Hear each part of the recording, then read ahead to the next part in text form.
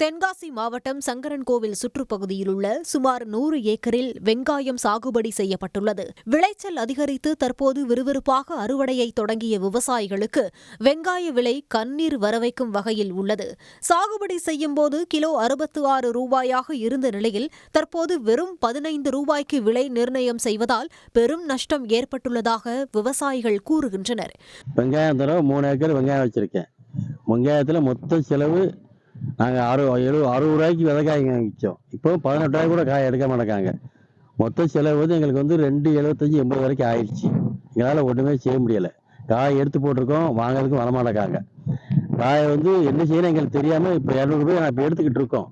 எடுத்து போட்டு என்ன செய்யணும் தெரியாமல் இருக்கோம். கையிலேருந்து சம்பளம் போடுவோம். ஆனால் நீங்கள் கவர்மெண்ட் ஏதாவது நீங்கள் பார்த்து எங்களுக்கு ஏதாவது உதவி பண்ணீங்கன்னா நல்லா இருக்கும். வெங்காய சாகுபடிக்கு செய்த செலவில் ஒரு பகுதி கூட கிடைக்கவில்லை எனவும் விவசாயிகள் வேதனை தெரிவிக்கின்றனர். ஏக்கர் ஒன்றுக்கு சுமார் 30,000 ரூபாய் வரை நஷ்டம் ஏற்பட்டுள்ளதாக கூறும் விவசாயிகள் இழப்பீடு, வட்டியில்லாத கடன் வழங்க அரசின் உதவியை எதிர்பார்த்து காத்துள்ளனர்.